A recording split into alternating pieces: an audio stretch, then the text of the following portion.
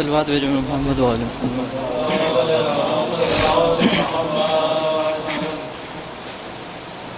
اٹھ گئے شیر خدا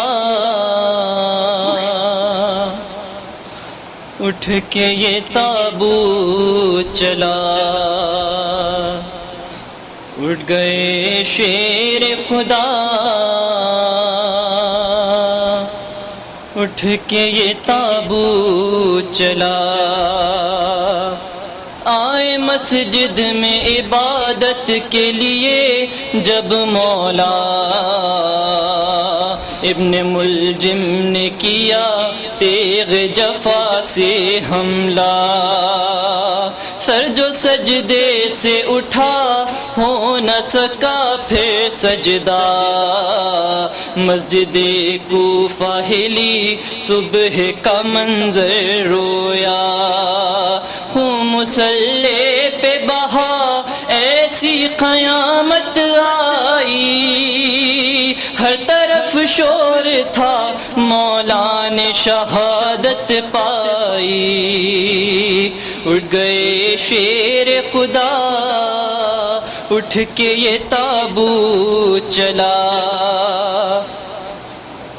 روتے ہیں بچے اٹھا باپ کا سایہ سر سے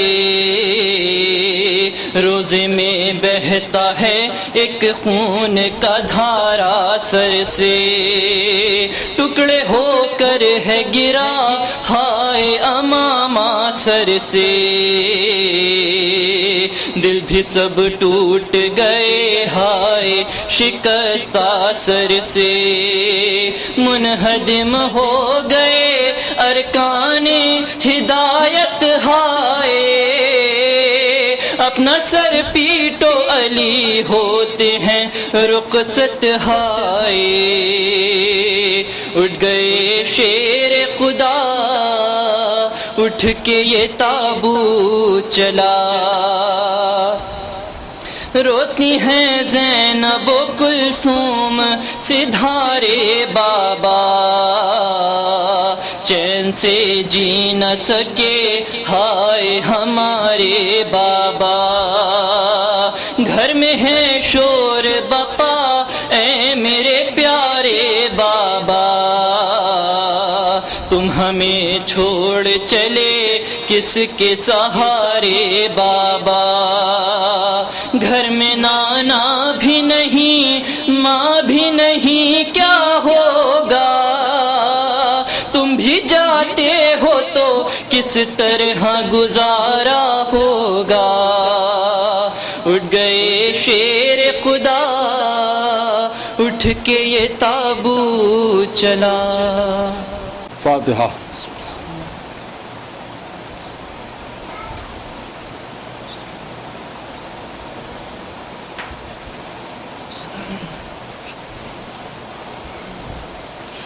اعوذ باللہ من الشیطان اللعین الرجیم بسم اللہ الرحمن الرحیم والحمد للہ رب العالمین والصلاة والسلام علی اشرف الانبیاء والمرسلین خاتم النبیین سید البشرین محب الغرباء والفقراء والمساکین رحمت للعالمین رسول الثقلین امام الحرمین صاحب قاب قوسین محبوب رب المشرقین والمغربین جد الحسن والحسین مولانا و مولا الثقلین ابی القاسم محمد وآل بیتہ الطیبین الطاہرین المعصومین المظلومین المنتخبین المنتجبین الذین اذهب اللہ عنہم الرجس وطہرہم تطہیرا ولعنۃ اللہ علی اعدائہم وقتلتہم ومنکر فضائلہم ومصائبہم وطہارتہم وجلالتہم وشجاعتہم وعظمتہم وولایتہم وعطشہم اجمعین من لنا ھذا الی یوم الدین اما بعد فقد قال اللہ سبحانہ تبارک و تعالی فی کتابہ الکریم والفرقانہ الحکیم والقرآن الکریم وقولہ الحق بسم اللہ الرحمن الرحیم لا اکراہ فی الدین صلوات بھیجتے ہیں آج بہت ہی مختصر سی قرآن مجید کی آیت کریمہ کو جس کی تلاوت کا شرف حاصل کرتے ہوئے اپنی اس گفتگو کا آغاز کیا ہے ان لفظوں میں خالق کون و مکان اور مالک ارض و سما ارشاد فرما رہا ہے کہ لا اکراہ فی الدین، دین میں کوئی اکراہ نہیں، یعنی دین میں کوئی جبر نہیں۔ اس کا مقصد یہ ہے کہ اللہ نے اس دین کو یوں سمجھایا ہے کہ اس دین کو اگر سمجھنا ہے تو یوں سمجھ لو کہ میرا وہ دین ہے کہ جس میں کسی قسم کا کوئی جبر نہیں ہے، تمہیں اختیار دیا ہے تم مانو اور یا نہ مانو۔ جب ہم نے کائنات میں دیکھا تو دین میں لوگوں نے اپنی خواہشوں کو ملانا شروع کر دیا اور اس طریقے سے ہمارے سامنے بہت سے دین آ گئے۔ لہذا پہچاننے میں اگر دقت ہو تو اللہ نے ایک سیدھا سیدھا فارمولہ بتا دیا۔ وہ یہ کہتا ہے کہ ہمارا دین وہ ہے کہ جس میں کوئی جبر نہیں۔ اس کا مطلب ہی یہ ہے کہ اللہ بتانا چاہتا ہے کہ جہاں جبر ہے وہاں دین نہیں ہے، جہاں دین ہے وہاں جبر نہیں۔ تو اب اللہ کے دین کو اگر پہچاننا ہے تو اس میں یہ دیکھنا ہے کہ کہاں جبر نہیں ہے۔ میں سمجھتا ہوں کہ قرآن مجید میں یہ آیہ کریمہ شاید اس لیے بھی نازل ہوئی کیونکہ بعد میں لوگ مولا کائنات پر یہ اعتراض کرنے والے تھے کہ اگر علی کا حق تھا خلافت تو علی نے تلوار کیوں نہیں اٹھائی، تو شاید اللہ نے پہلے ہی جواب دے دیا کہ اگر تلوار اٹھا لیتے تو جبر ہو جاتا، لہذا میرا وہ دین ہے کہ جس میں جبر نہیں ہے۔ تلوار کا نہ اٹھانا ہی اس بات کی دلیل ہے کہ ولایت علی ہی کا نام دین ہے۔ ایک صلوات پڑھیں محمد اب کائنات میں اگر آپ دیکھیں تو یہ واحد ذات ہے مولا کائنات کی کہ جس کا کوئی تقابل کسی سے نہیں کیا جا سکتا۔ اب اگر چھوٹی چھوٹی باتیں انسان کے سامنے بیان ہوتی ہیں تو انسان اسی میں پریشان ہوتا ہے اور اس کے بعد یہ کہتا ہے کہ صاحب آپ حضرت علی علیہ السلام کی منزلت میں اضافہ کرتے ہیں اور بڑھا دیتے ہیں اور غلو کرنے لگتے ہیں۔ لیکن کبھی آپ غور کریں، غلو کہتے ہیں بڑھانے کو، اور بڑھایا وہاں جاتا ہے جہاں کسی چیز کی کمی ہو۔ علی ابن ابی طالب کے پاس کس چیز کی کمی تھی کہ جو کوئی بڑھا دے گا؟ اس کا مطلب یہ ہے کہ علی کی حیات میں کمی ڈھونڈنے والوں میں کمی ہے، علی کی حیات میں کمی کا کوئی سوال نہیں پیدا ہوتا۔ ایک صلوات پڑھیں محمد والے اب ظاہر سی بات ہے کہ مولا کائنات کے فضائل اگر بیان ہوتے ہیں تو اس میں چھوٹے چھوٹے لوگوں کو سامنے لایا جاتا ہے، ان کا صاحب ان سے تقابل کیا جائے، ان سے تقابل کیا جائے۔ لیکن میں ایک بات آپ کے سامنے عرض کر دوں کہ بڑی عجیب و غریب بات ہے۔ مناقب آل ابی طالب علیہ السلام ایک کتاب ہے کہ جس میں عجیب و غریب بات لکھی ہے۔ انہوں نے کہا کہ صاحب علی کے مقابلے میں انبیاء کو لے کے نہ آنا۔ دیکھیے عجیب و غریب بات کہہ رہے ہیں، لوگ چھوٹوں چھوٹوں سے تقابل کرتے ہیں لیکن مولا کائنات کے لیے وہ لکھ رہے ہیں کہ علی کے مقابلے میں انبیاء کو نہیں لایا جا سکتا۔ دیکھیے انبیاء کو نہیں لایا جا سکتا، اور اس کے بعد وہ تحریر کرتے ہیں کہ اس کی وجہ یہ ہے کہ علی کی ذات اللہ سے اس طرح سے ملی ہوئی ہے کہ ان پر دھوکہ ہوتا ہے تو خدائی کا دھوکہ ہوتا ہے۔ دیکھیے ایک بات سمجھ میں آئی کہ یہاں دھوکہ بھی ہوتا ہے تو خدائی کا دھوکہ ہوتا ہے۔ آپ نے کبھی غور کیا کہ مولا کائنات کے لیے یہ بیان ہو رہا ہے کہ دھوکہ ہوتا ہے تو خدائی کا دھوکہ ہوتا ہے۔ ایک دھوکہ اور تاریخ میں ملتا ہے، ان کا صاحب وہ کون سا دھوکہ ہے؟ شب ہجرت دھوکہ ملتا ہے۔ ان کا صاحب مسلمانوں نے لکھا کہ رسول اللہ جا رہے تھے، ہجرت فرما رہے تھے اور پیچھے پیچھے ایک صاحب دوڑتے ہوئے چلے آ رہے تھے۔ اب یہاں پر مسلمانوں نے لکھا کہ رسول اللہ کو یہ دھوکہ ہوا کہ کوئی کافر آ رہا ہے۔ دیکھیے کوئی کافر آ رہا ہے، آپ نے غور کیا؟ تو اب ایک بات سمجھ میں آئی کہ ان میں اور علی میں یہی فرق ہے کہ ان پر اگر دھوکہ ہوتا ہے تو کافر ہونے کا دھوکہ ہوتا ہے، علی پر دھوکہ ہوتا ہے تو خدا ہونے کا دھوکہ ہوتا ہے۔ ایک صلوات پڑھتے ہیں محمد علی سے نہ تقابل کبھی انبیاء سے نہ کرنا۔ اس کا مطلب یہ ہے کہ انبیاء بھی مولا کائنات کے مقابلے میں نہیں آ سکتے۔ دیکھیے انبیاء بھی مولا کائنات کے مقابلے میں نہیں آ سکتے۔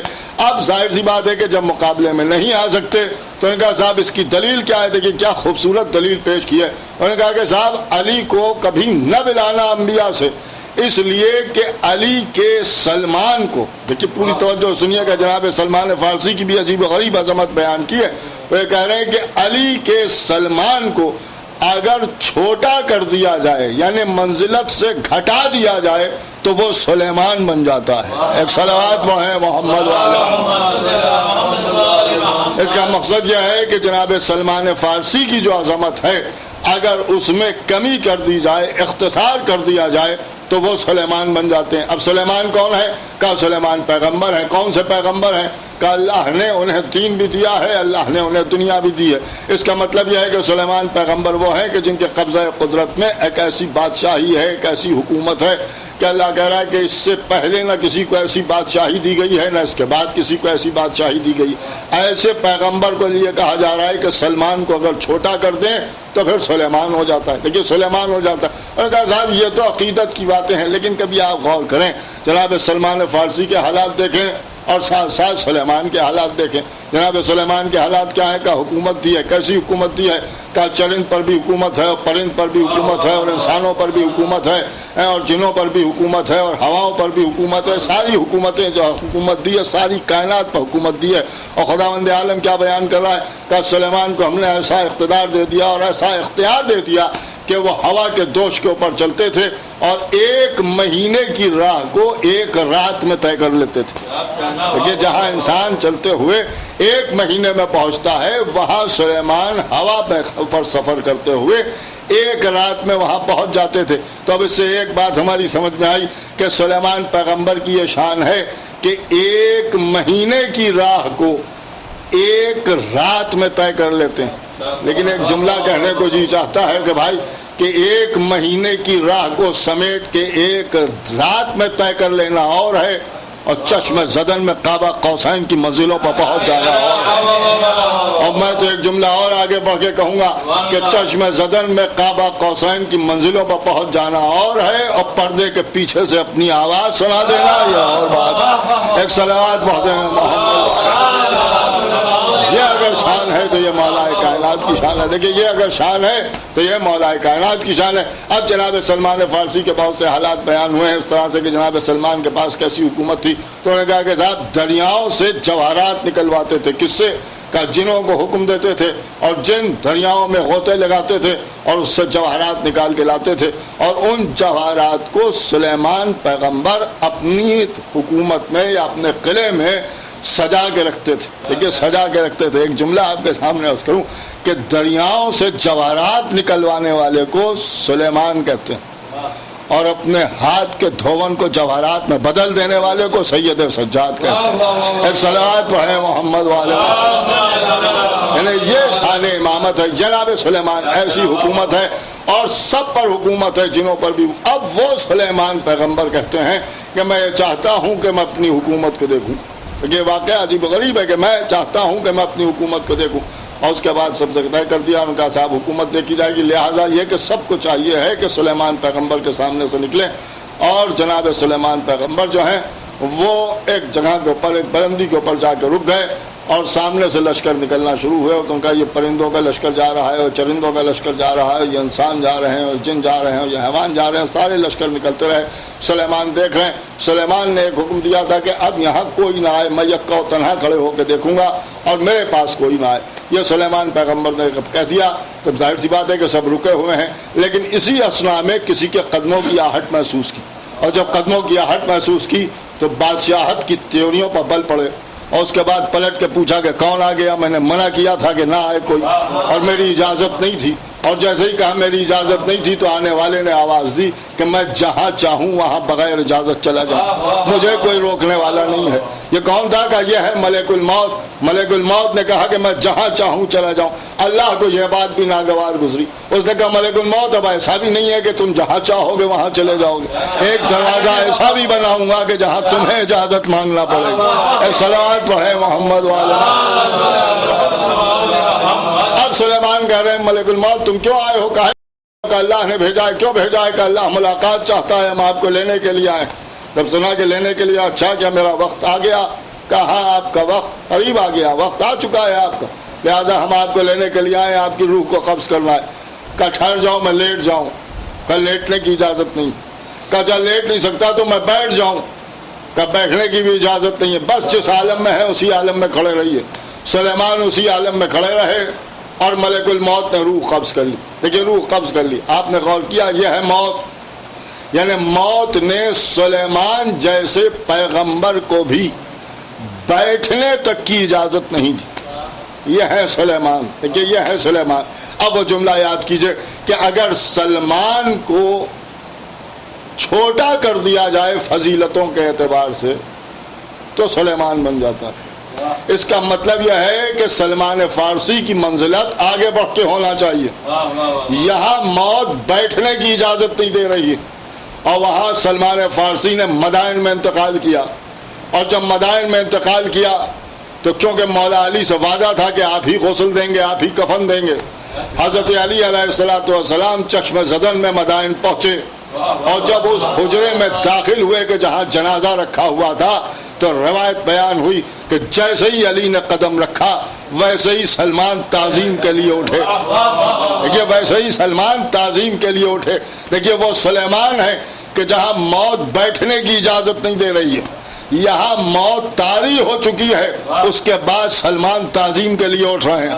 اور جب سلمان تعظیم کے لیے اٹھنے لگے تو مولا کائنات کا ایک جملہ جو خوبصورت جملہ ہے، امام نے ارشاد فرمایا کہ سلمان تم موت کی طرف پلٹ جاؤ. دیکھیے عجیب و غریب جملہ ہے، خدا کی قسم، کہ موت کی طرف پلٹ جاؤ. دیکھیے پلٹ جاؤ کا جملہ عجیب و غریب ہے، اس لیے کہ جب کوئی جاتا ہے یا کہا جائے کہ آپ یہاں آئے ہیں، پلٹ کے نہیں آئے، پلٹ کے تو اپنے گھر جائیں. پلٹ کے جانا اور ہے اور کہیں آنا یہ اور بات ہے. دیکھیے کہیں آنا یہ اور بات ہے.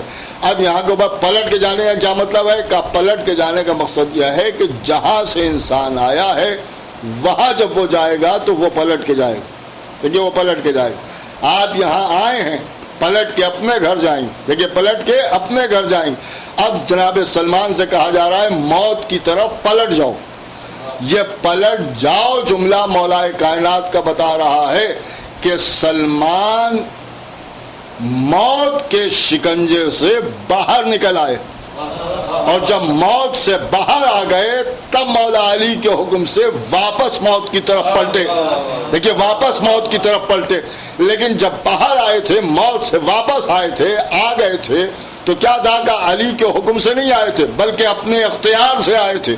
اس کا مطلب یہ ہے کہ سلمان اور سلیمان میں فرق یہ ہے کہ جس پر موت حاوی ہو جائے اسے سلیمان کہتے ہیں، اور جو موت پر حاوی ہو جائے اسے سلمان کہتے ہیں. ایک صلوات بہت محمد والے محمد. اور یہ گھرانہ ہی خدا کی قسم ایسا ہے کہ اگر ان کے در سے کوئی وابستہ ہو جائے تو پھر زندگی ہی زندگی. اس لیے کہ مولا کائنات ہی وہ شخصیت ہیں کہ جن کے سر پر جب ضربت لگی تب آپ نے ارشاد فرمایا کہ فزت برب الکعبہ، خدا کی قسم آج میں کامیاب ہوں. عزیزان محترم، 19ویں رمضان کی وہ صبح کہ جب مولا کائنات کے سر مبارک پر ضربت لگی، علی ابن ابی طالب کو حسنین علیہ السلام ایک کلیم میں رکھ کے لے کے چلے، اور اس کے بعد بیت الشرف کے قریب آئے. ابھی آپ نے فرمایا کہ جب بیت الشرف کے قریب آئے تو مولا علی نے فرمایا کہ بیٹا حسن ہمارے چاہنے والوں کو یہاں سے رخصت کر دو، کیونکہ ہم نہیں چاہتے کہ تمہارے ماں بہنوں کے رونے کی آوازیں نامحرموں کے کانوں میں جائیں. سن 40 ہجری میں مولا نے یہ وصیت کی، اور سن 61 ہجری میں یہی علی کی بیٹیاں پہ مقلوں و چادر اسی کوفے میں گمائی جا رہی تھیں. علی بیت الشرف میں آ گئے. امام حسن علیہ السلام نے طبیب کو بلایا، اس نے زخم سر کو دیکھا، اور اس کے بعد ایک کلہ گوسفند کو منگایا اور ایک رگے کلہ گوسفند کو زخم سر میں رکھا، اور جب زخم سر سے نکالا تو دیکھا کہ وہ زرد ہو گئی.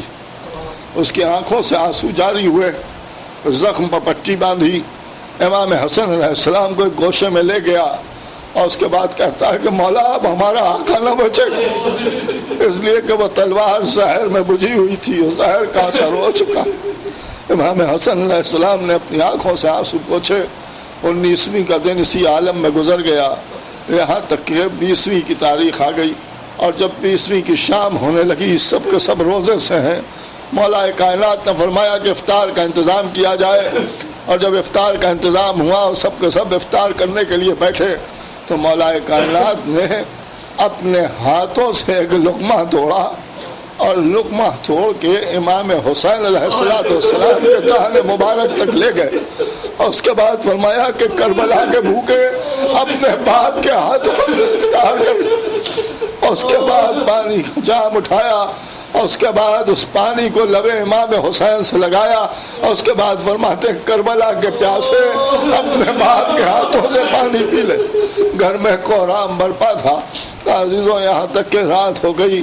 اب اس کے بعد مولا کائنات اپنے بستر پر تشریف فرما ہے، سب کو جمع کیا اور اس کے بعد فرمایا کہ دیکھو آج میری زندگی کی آخری رات ہے، آنے والی صبح کو ہم تم سے رخصت ہو جائیں، بیٹا حسن تم میرے قریب آؤ۔ امام حسن کو قریب بلایا اور ایک ایک کا ہاتھ امام حسن علیہ السلام کے ہاتھ میں دیتے گئے اور فرمایا کہ حسن یہ گھر اب تمہارے حوالے ہے۔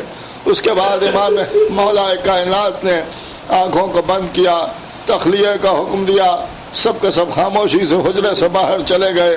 کچھ دیر کے بعد کچھ سسکیوں کی آواز سنی، امام نے آنکھیں کھولی، دیکھا پائیں پا کھڑی ہوئی جناب مولا ابوالفضل عباس کی والدہ گرامی جناب ام البنین ہے کہ جو آنسو بہا رہی ہیں۔ تڑپ کے فرمایا ام البنین تم کیوں رو رہی ہو؟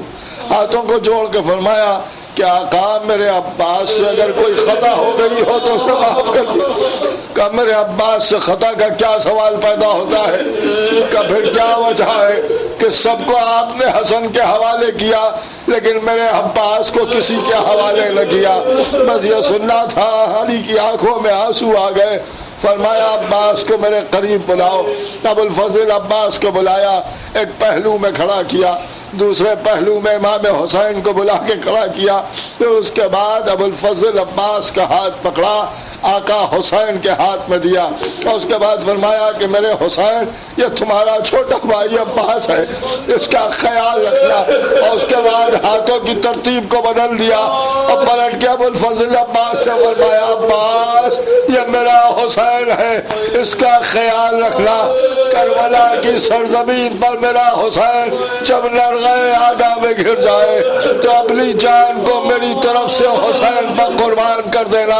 عزیزان محترم یہی وجہ تھی کہ جب ابوالفضل عباس کے کٹے ہوئے ہاتھ امام حسین کو روز عاشورہ ملے تو حسین نے ان ہاتھوں کو اٹھایا اور نجف کا رخ کر کے آواز دی بابا وہ ہاتھ کٹ گئے کہ جو 20ویں کی رات آپ نے میرے حوالے۔ واہ حسین